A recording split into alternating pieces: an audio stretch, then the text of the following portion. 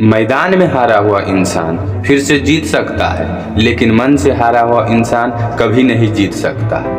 जब तक ना सफल हो, नींद चैन को त्यागो तुम, संघर्ष का मैदान छोड़कर मत भागो तुम। नमस्कार दोस्तों, मेरा नाम है शिव कुमार और आप सुन रहे हैं हिंदी कहानी 2.2। यह एक प्रेरणादायक कहानी है, मौत से बड़ा भय।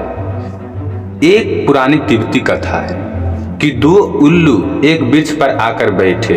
एक ने सांप अपने मुंह में पकड़ रखा था, भोजन था उनका, सुबह के नाश्ते की तैयारी थी। दूसरा एक चूहा पकड़ लिया था। दोनों जैसे ही बैठे वृक्ष पर पास पास आकर बैठे, एक के मुंह में सांप और एक के मुंह में चूहा। सांप ने चूहे को देखकर तो वह यह भूल ही गया कि वह उल्लू के मुंह में है और मौत के करीब है। चूहे को देखकर उसके मुंह में रसधार बहने लगी। वह भूल ही गया कि मुंह में है। उसकी अपनी जीवेशना ने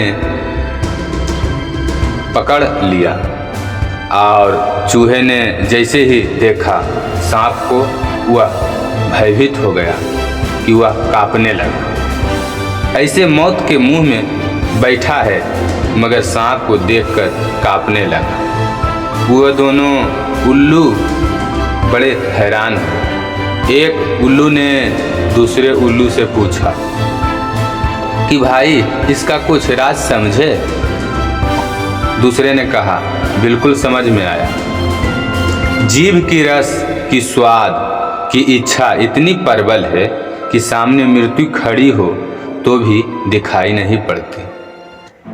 और यह भी समझ में आया कि भय मौत से भी बड़ी है। मौत सामने खड़ी है, उससे यह भयभीत नहीं है चूहा, लेकिन भय से भयभीत है कि कहीं सांप हमला न कर दे। मौत से हम भयभीत नहीं हैं, हम भय से ज्यादा भयभीत हैं।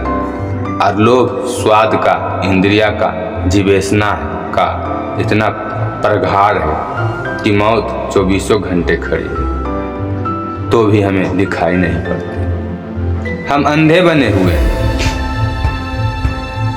तो आज की कहानी यहीं तक है दोस्तों। छोटी सी कहानी आपको बहुत ही प्रेरणा दी होगी।